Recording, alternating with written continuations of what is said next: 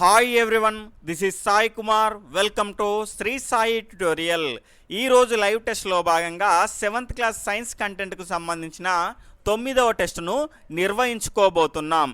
ఇక్కడ జాగ్రత్తగా గమనించాల్సిన విషయం ఏంటంటే, ఈ డైలీ టెస్టులకు సంబంధించినటువంటి పీడిఎఫ్స్ అదేవిధంగా సిలబస్కు సంబంధించిన ఇన్ఫర్మేషన్ను త్వరగా పొందాలి అనుకుంటే గనక ఈ వీడియో కంప్లీట్ అయిపోయిన తర్వాత ఈ వీడియో క్రింద ఉన్నటువంటి డిస్క్రిప్షన్లో మన గ్రూప్స్ యొక్క లింక్స్ అనేటివి ఇవ్వడం జరిగింది. వాటి ద్వారా జాయిన్ అవ్వండి. ఇక లైవ్ టెస్ట్లోకి వెళ్దాం. ఈరోజు లైవ్ టెస్ట్లో భాగంగా మన మొదటి క్వశ్చన్ వచ్చేసి 2005వ సంవత్సరం నుండి ప్రతి సంవత్సరం ఏ రోజున ప్రపంచ జల దినోత్సవంగా జరుపుకుంటారు? ఆప్షన్స్ వచ్చేసి option 1 June 22, option 2 April 22, option 3 March 22, option 4 June 21. దీని యొక్క సరి అయిన సమాధానాన్ని లైవ్ చూస్తున్న వాళ్ళంతా కామెంట్ చేస్తూ ఉండండి.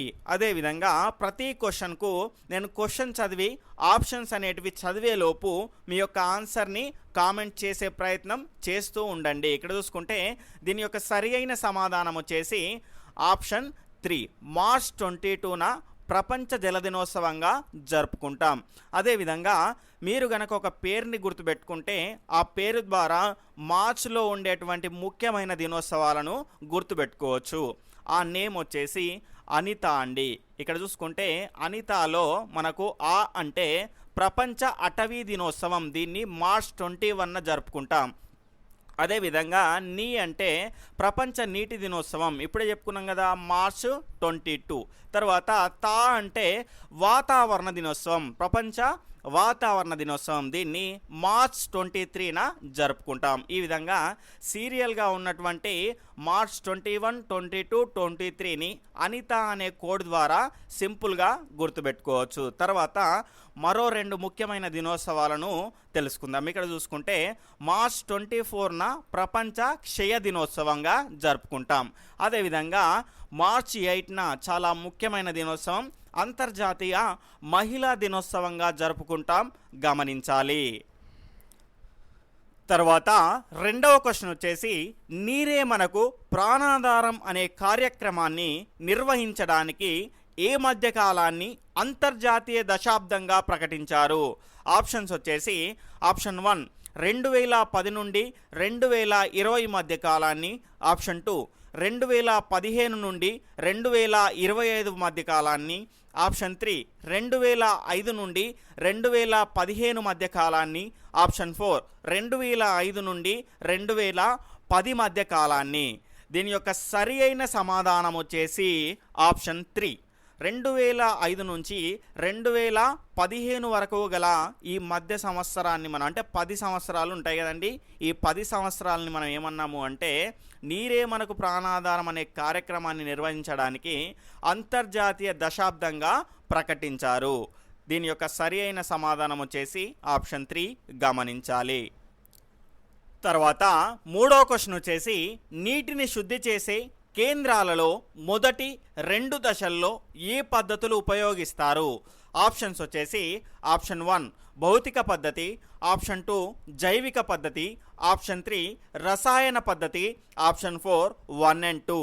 దీని యొక్క సరైన సమాధానం వచ్చేసి ఆప్షన్ 1 భౌతిక పద్ధతి.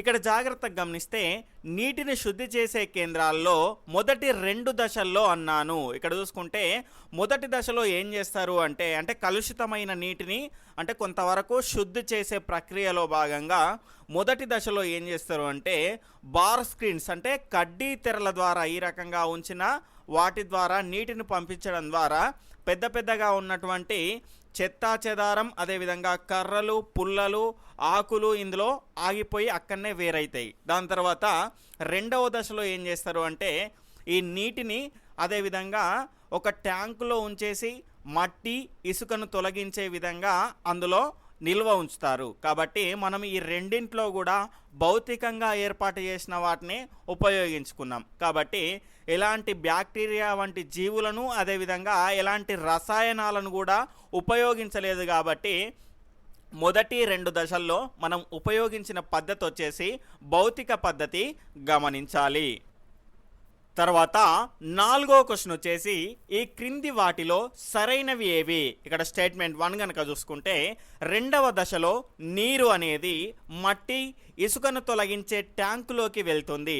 స్టేట్మెంట్ 2 కనుక చూసుకుంటే ఇసుక మట్టి గులకరాళ్ళు అడుగున చేరడానికి నీటి వేగాన్ని పెంచుతారు. ఎందులో అంటే రెండవ దశలోనే. ఇక్కడ ఆప్షన్స్ కనుక చూసుకుంటే మనకేం అడిగాడు, సరైనవి ఏవి అని అడిగాడు. ఇక్కడ చూసుకుంటే మొదటి ఆప్షన్ వచ్చేసి 1,2 సరైనవే, రెండో ఆప్షన్ వచ్చేసి 1 మాత్రమే సరైనది, మూడో ఆప్షన్ వచ్చేసి 2 మాత్రమే సరైనది, 4వ ఆప్షన్ వచ్చేసి ఏదీ కాదు. ఇక్కడ జాగ్రత్తగా గమనిస్తే దీని యొక్క సరి అయిన సమాధానం వచ్చేసి ఆప్షన్ 2 1 మాత్రమే సరి అయినది.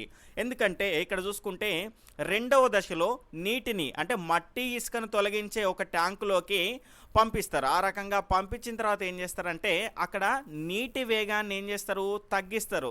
ఇక్కడ మనం ఆల్రెడీ చిన్న చిన్న నదులలో కనుక మనం చూసుకుంటూ ఉంటే నీరు నెమ్మదిగా వెళ్తూ ఉంటే అందులో ఉన్నటువంటి మట్టి ఇసుక గులకరాలు అనేటివి అడుగున చేరుతూ ఉంటాయి. కాబట్టి నీటి యొక్క వేగాన్ని ఏం చేస్తారు అంటే పెంచరండి, తగ్గిస్తారు. గమనించాలి. ఇక్కడ ఏమి ఇచ్చాను, ఇసుక మట్టి గులకరాళ్ళు అడుగున చేరడానికి నీటి వేగాన్ని పెంచుతారు అని ఇచ్చాను. ఇక్కడ చూసుకుంటే నీటి వేగం పెంచితే ఆ నీటితో పాటు ఇసుక మట్టి గులకరాళ్ళు అనేటివి కొట్టుకుపోతాయి కానీ అడుగున చేరవు. కాబట్టి ఇక్కడ నీటి యొక్క వేగాన్ని తగ్గిస్తారు. గమనించాలి. కాబట్టి రెండవ ఆప్షన్ కరెక్ట్. తర్వాత 5వ క్వశ్చన్ వచ్చేసి ద్రవరూప మురుగు, దీన్నే స్లడ్జ్ అంటాము. ద్రవరూప మురుగులో పైకి తేలియాడే నూనె గ్రీజు వంటి పదార్థాలను వేటి ద్వారా తొలగిస్తారు. ఆప్షన్స్ వచ్చేసి option 1 scrapers, option 2 bar screens, option 3 skimmer, option 4 Sanders. దీని యొక్క సరి అయిన సమాధానం వచ్చేసి ఆప్షన్ 3 స్కిమ్మర్. ఇక్కడ జాగ్రత్తగా గమనిస్తే రెండవ దశ గురించి చెప్పుకున్నాం కదా.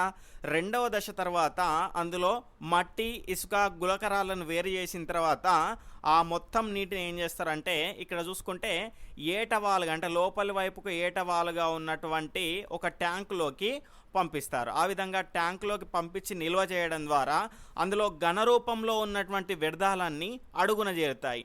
ఈ రకంగా చేరిన ఈ ఘనరూప వ్యర్థాలను స్క్రాపర్స్ సహాయంతో తొలగిస్తారు. ఈ విధంగా తొలగించినప్పుడు ఏమవుతుంది అంటే మనకు ద్రవరూప మురుగు అనేది మనకు లభిస్తుంది. ఆ రకంగా ఉన్నటువంటి ద్రవరూప మురుగులో తేలియాడుతున్నటువంటి నూనె గ్రీజు వంటి పదార్థాలు ఉంటాయి. ఈ రకమైనటువంటి పదార్థాలను మనం ఏం చేస్తారు అంటే స్కిమ్మర్ సహాయంతో వీటిని తొలగిస్తారు. ఇది 3వ దశకు సంబంధించిన సమాచారం. తర్వాత 6వ క్వశ్చన్ వచ్చేసి 3వ దశలో నిర్మలమైన క్లారిఫైడ్ వాటర్ అంటే నిర్మలమైన నీరు అనగానేమి. ఆప్షన్స్ వచ్చేసి ఆప్షన్ 1 మురుగునీరు, ఆప్షన్ 2 శుద్ధమైన నీరు, ఆప్షన్ 3 పాక్షిక మురుగునీరు, ఆప్షన్ 4 1 and 3. దీని యొక్క సరి అయిన సమాధానం వచ్చేసి ఆప్షన్ 1 మురుగునీరు. ఇక్కడ చూసుకుంటే పేరేమో నిర్మలమైన నీరు ఉంది కదా అంటారు. ఇక్కడ చూసుకుంటే జాగ్రత్తగా గమనిస్తే మనం 3వ దశలో ఇంతకుముందు చెప్పుకున్నట్టుగా ఘన వ్యర్థ పదార్థాలన్నీ అడుగునకు చేరిన తర్వాత దాన్ని ఏం చేస్తారంటే స్కాపర్ సహాయంతో తీసేస్తారు. దాని తర్వాత మళ్ళీ నీటిపైన ఉన్నటువంటి నూనె గ్రీజు వాటిని కూడా తీసేసిన తర్వాత మనకు లభించిన నీటినే మనం ఏమంటాము అంటే నిర్మలమైన నీరు, క్లారిఫైడ్ వాటర్. అంటే ఏదో శుద్ధమైన జలం అని కాదు.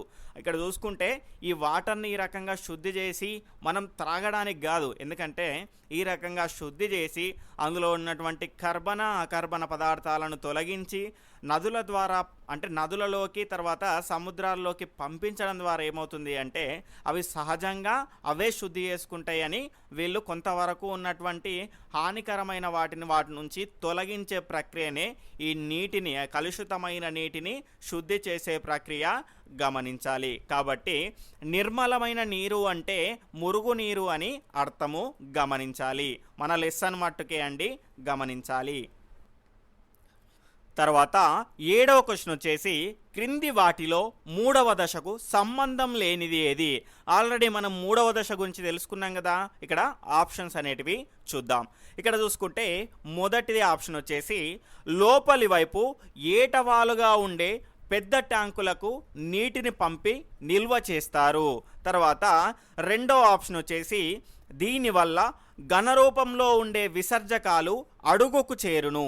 ఆప్షన్ 3 వీటిని స్క్రాపర్స్ సహాయంతో తొలగిస్తారు. ఆప్షన్ 4 వచ్చేసి ఏదీ కాదు. ఇక్కడ జాగ్రత్తగా గమనిస్తే దీని యొక్క సరి అయిన సమాధానం వచ్చేసి ఆప్షన్ 4 ఏదీ కాదు. ఎందుకంటే ఇవి 3 అంశాలు కూడా మనకు 3వ దశకు సంబంధం ఉన్నవే, అన్నీ సరైనవే. ఇక్కడ ఏమడిగాడు మన క్వశ్చన్లో? సంబంధం లేనిది ఏది అని అడిగాడు. కాబట్టి దీని యొక్క సరి అయిన సమాధానం వచ్చేసి ఆప్షన్ 4 ఏదీ కాదు. తర్వాత 8వ క్వశ్చన్ వచ్చేసి 4వ దశలో సరైనవి ఏవి? ఆప్షన్ 1 చూసుకుంటే మురుగునీరును వేరే ప్రత్యేకమైన ట్యాంకులోకి పంపి బ్యాక్టీరియాతో దాన్ని కుళ్ళిపోయేలా చేస్తారు. ఆప్షన్ 2 కనుక చూసుకుంటే ఈ దశలో విడుదలయ్యే బయోగ్యాస్ను విద్యుత్ ఉత్పత్తికి వాడతారు. ఇక్కడ ఏమడిగాడు మనని? క్రింది వాటిలో 4వ దశకు సంబంధించి సరైనవి ఏవి అని అడిగాడు. ఇక్కడ జాగ్రత్తగా గమనిస్తే దీని యొక్క సరి అయిన సమాధానం వచ్చేసి ఆప్షన్ 1 1, 2 కూడా సరి అయినవే. ఇక్కడ చూసుకుంటే 3వ దశలో మనకు లభించినటువంటి ద్రవరూప మురుగును వాటిని ఏం చేస్తాము అంటే ఆ మురుగు నీటిని ఏం చేస్తాము 4వ దశలో ఒక ప్రత్యేకమైనటువంటి ట్యాంకులోకి పంపిస్తాం. ఆ రకంగా పంపించిన తర్వాత అవాయు బ్యాక్టీరియా అంటే వాయువు లేని బ్యాక్టీరియాతో దాన్ని పంపించేసి దానిలోకి ఏం చేస్తాము అంటే దాన్ని కుళ్ళిపోయేలా చేస్తాం. ఈ రకంగా కుళ్ళిపోయేలా చేసిన తర్వాత ఏమవుతుంది అంటే అందులో నుంచి ఒక బయోగ్యాస్ అనేది విడుదలవుతుంది. ఆ రకంగా విడుదలైన తర్వాత ఏం చేస్తాము అంటే దాన్ని మనం విద్యుత్ ఉత్పత్తికి ఉపయోగిస్తాం. కాబట్టి ఇవి 2 సరైనవే. కాబట్టి మనకు మొదటి ఆప్షన్ అనేది రైట్ ఆన్సర్. తర్వాత 9వ క్వశ్చన్ వచ్చేసి ఏ దశలో శుద్ధి చేసిన నీటిలోకి గాలిని పంపి వాయు సహిత బ్యాక్టీరియా వృద్ధి చెందేలా చేస్తారు? ఆప్షన్స్ వచ్చేసి ఆప్షన్ 1 3వ దశ, ఆప్షన్ 2 4వ దశ, ఆప్షన్ 3 5వ దశ, ఆప్షన్ 4 6వ దశ. దీని యొక్క సరి అయిన సమాధానం వచ్చేసి ఆప్షన్ 3 5వ దశ. ఈ 5వ దశలో ఏం చేస్తారు అంటే ఇక్కడ చూసుకుంటే మనకు 4వ దశలో ఏం చేశారు అంటే వాయువు లేకుండా బ్యాక్టీరియాను పంపి కుళ్ళిపోయేలా చేశారు. ఇప్పుడు ఏమవుతుంది అంటే అందులోకి గాలిని పంపుతారు. గాలిని పంపిన తర్వాత వాయు సహిత బ్యాక్టీరియా అనేది వృద్ధి చెందుతుంది.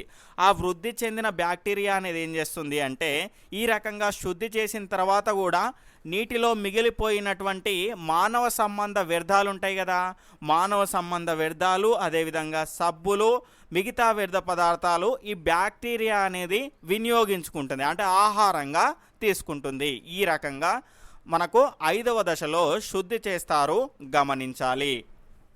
తర్వాత 10వ క్వశ్చన్ వచ్చేసి నీటిలో తేలియాడే సూక్ష్మజీవులు ట్యాంకు అడుగు భాగంలో చేరి క్రియాశీల మురుగుగా మారడం ఎన్నవ దశకు చెందింది? ఇక్కడ ఆప్షన్స్ వచ్చేసి ఆప్షన్ 1 5వ దశ, ఆప్షన్ 2 6వ దశ, ఆప్షన్ 3 7వ దశ, ఆప్షన్ 4 4వ దశ. దీని యొక్క సరి అయిన సమాధానం వచ్చేసి ఆప్షన్ 2 6వ దశ. ఇక్కడ జాగ్రత్తగా గమనిస్తే మనం 5వ దశలో ఏం తెలుసుకున్నామండి? 5వ దశలో వాయు సహిత బ్యాక్టీరియా ద్వారా ఏమవుతుంది అంటే ఆ నీటిలో మిగిలినటువంటి వ్యర్థాలు ఆ బ్యాక్టీరియా అనేది వినియోగించుకుంటుంది. ఆ వినియోగించుకున్న తర్వాత మనకు 6వ దశ అనేది స్టార్ట్ అవుతుంది. దాని తర్వాత కొన్ని గంటలకు ఏమవుతుంది అంటే అందులో ఉన్నటువంటి నీటిలో తేలియాడే సూక్ష్మజీవులు ట్యాంకు యొక్క అడుగు భాగంలో చేరి క్రియాశీల మురుగుగా మారుతుంది. ఈ విధంగా మారిన తర్వాత దానిపైన ఉన్నటువంటి నీరును తీసేస్తారు. ఈ రకంగా మనకు 6వ దశలో ఉంటుంది.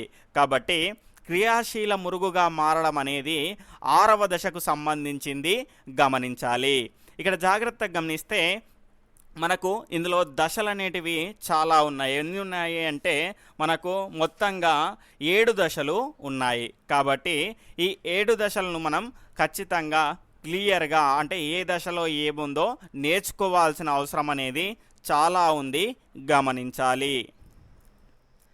తర్వాత 11వ క్వశ్చన్ వచ్చేసి క్రింది వాటిలో సరికానిది ఏది? స్టేట్మెంట్ 1 వచ్చేసి అర్ధవృత్తంగా వంచడానికి వీలుగా ఉండే నేల బరువైన లోమ్ నేల.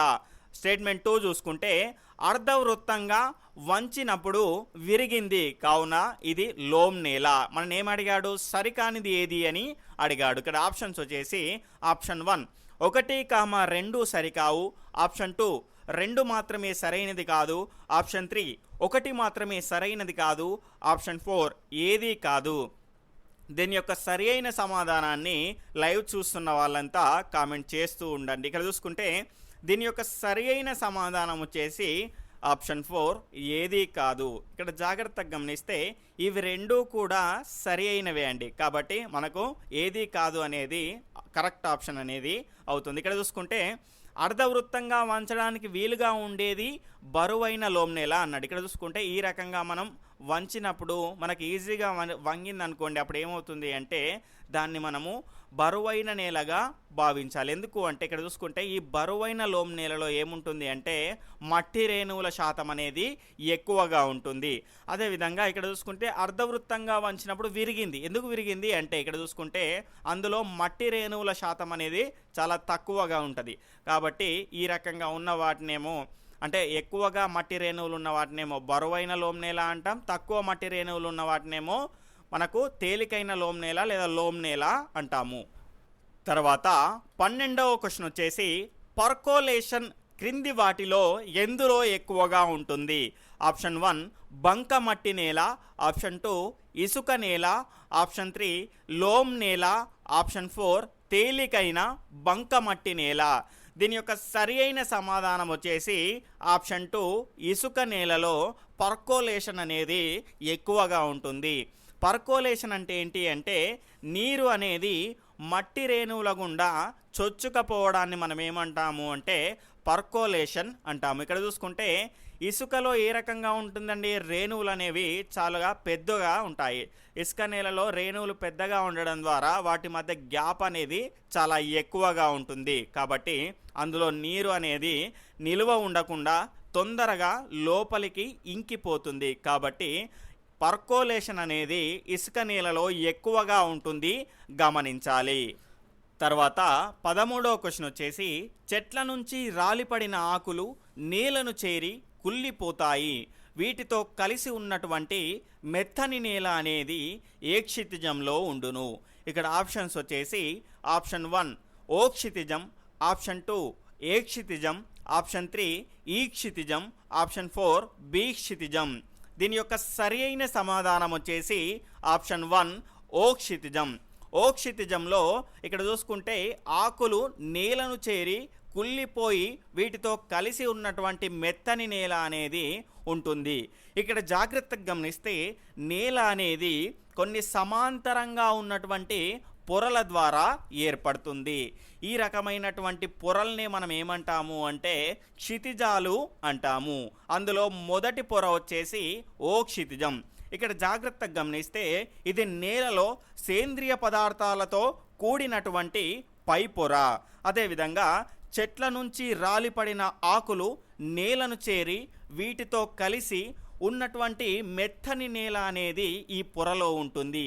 ఆ మెత్తని నేలనే మనం ఏమంటాము అంటే హ్యూమస్ అంటాము, గమనించాలి. తర్వాత 14వ క్వశ్చన్ వచ్చేసి ఈ క్షితిజంతో సంబంధం ఉన్న అంశాలు ఏవి? స్టేట్మెంట్ 1 చూసుకుంటే నేలలో దీన్ని ఇంకుడు పొర అంటారు. స్టేట్మెంట్ 2 చూసుకుంటే ఈ పొర గుండా నీరు ఇంకేటప్పుడు నేలలోని లవణాలు మట్టి రేణువులు నీటితో పాటు లోపలి పొరల్లోకి చేరుతాయి. ఇక్కడ ఆప్షన్స్ చూసుకుంటే 1, 2 సరైనవే, ఆప్షన్ 2 1 మాత్రమే సరైనది, ఆప్షన్ 3 2 మాత్రమే సరైనది, ఆప్షన్ 4 ఏదీ కాదు. దీని యొక్క సరైన సమాధానం వచ్చేసి ఆప్షన్ 1 1, 2 అనేది సరి అయింది. ఇక్కడ చూసుకుంటే ఇవి రెండు ఈ క్షితిజంతో సంబంధం ఉన్నటువంటి అంశాలు. ఇక్కడ చూసుకుంటే ఈ క్షితిజం అనేది ఏ క్షితిజంకు దిగువన, అదేవిధంగా బి క్షితిజంకు పైన ఉంటుంది. ఇక్కడ చూసుకుంటే ఇందులో నీరు అనేది ఇంకి లోపలి పొరలో ఏ రకంగా ఉంటుంది అంటే ఇసుక మట్టితో ఏర్పడి ఉన్నటువంటి ఈ పొర గుండా నీరు ఇంకేటప్పుడు నేలలోని లవణాలు మట్టి రేణువులు నీటితో పాటు లోపలికి చేరుతాయి. అందుకే దీన్ని ఏమంటారు అంటే ఇంకుడు పొర అంటారు. కాబట్టి ఇవి రెండు అంశాలు దీక్షితిజంతో సంబంధం ఉన్నవే కాబట్టి ఇందులో ఆప్షన్ 1 1, 2 సరైనవే గమనించాలి. తర్వాత 15వ క్వశ్చన్ వచ్చేసి బి క్షితిజంలో లేనివి ఏవి? ఆప్షన్స్ వచ్చేసి ఆప్షన్ 1 ఒండ్రు మట్టి, ఆప్షన్ 2 ఇనుము, option 3 aluminium oxide, option 4 calcium carbonate. ఇక్కడ ఆప్షన్స్ చూసుకుంటే ఆప్షన్ 1 2 మాత్రమే, ఆప్షన్ 2 1 మాత్రమే, ఆప్షన్ 3 4 మాత్రమే, ఆప్షన్ 4 ఏదీ కాదు. ఇక్కడ చూసుకుంటే బి క్షితిజంలో లేనివి ఏవి అని అడిగాడు. ఇక్కడ జాగ్రత్తగా గమనిస్తే దీని యొక్క సరి అయిన సమాధానం వచ్చేసి ఆప్షన్ 4 ఏదీ కాదు. ఇక్కడ జాగ్రత్తగా గమనించండి, ఈ బి క్షితిజాన్ని మనం ఏమంటాము అంటే ఉపమృత్తిక అంటాము, సబ్సాయిల్ అంటాము. ఇక్కడ చూసుకుంటే ఇందులో ఒండ్రు మట్టి, ఇనుము, అల్యూమినియం ఆక్సైడ్, తర్వాత కాల్షియం కార్బోనేట్ కూడా ఉంటుంది. కాబట్టి మనకి ఇందులో లేనివి అడిగాడు, ఏవీ లేవు కాబట్టి మన రైట్ ఆన్సర్ వచ్చేసి ఏదీ కాదు గమనించాలి. తర్వాత 16వ క్వశ్చన్ వచ్చేసి రాతి పొర రిగోలిత్ అనేది ఇక్కడ స్టేట్మెంట్స్ చూసుకుంటే స్టేట్మెంట్ 1 బి క్షితిజం కింద ఆర్ క్షితిజం పైన ఉండును. స్టేట్మెంట్ 2 బి క్షితిజం పైన ఆర్ క్షితిజం క్రింద ఉండును. ఇక్కడ ఆప్షన్స్ వచ్చేసి 1, 2 సరైనవే, ఆప్షన్ 2 1 మాత్రమే సరైనది, ఆప్షన్ 3 2 మాత్రమే సరైనది, ఆప్షన్ 4 ఏదీ కాదు. దీని యొక్క సరి అయిన సమాధానం వచ్చేసి ఆప్షన్ 2 1 మాత్రమే సరి అయినది. ఇక్కడ జాగ్రత్తగా గమనిస్తే రాతి పొర రిగోలెత్ అనేది బి క్షితిజం కింద ఆర్ క్షితిజం పైన ఉంటుంది.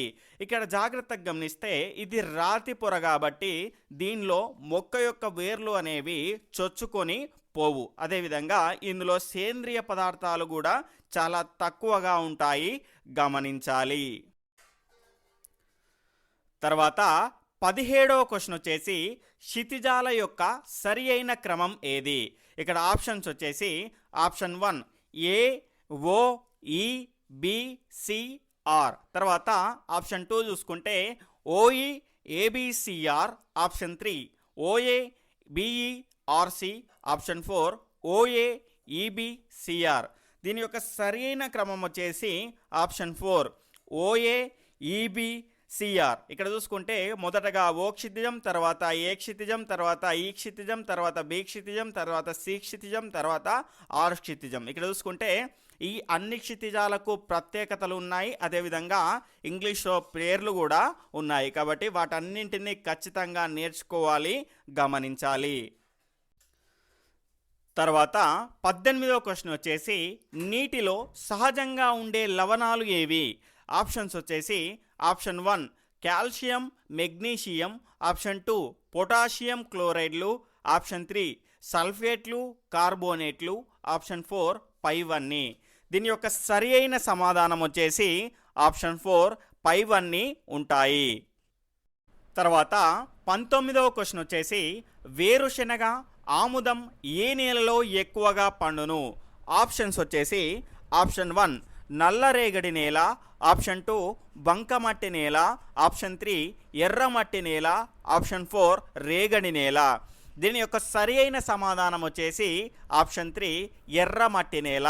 ఎందుకంటే ఇక్కడ చూసుకుంటే వేరుశెనగ, ఆముదానికి ఎక్కువగా నీళ్ళు అనేటివి అవసరం ఉండవు. కాబట్టి ఇక్కడ చూసుకుంటే ఎర్రమట్టి నేలలో ఇసుక రేణువులు ఎక్కువగా ఉంటాయి కాబట్టి ఇందులో నీరు అనేది నిలవకుండా ఉంటుంది. కాబట్టి మనకు వేరుశెనగ తర్వాత ఆముదం అనేది ఎర్రమట్టి నేలల్లో పండుతుంది గమనించాలి.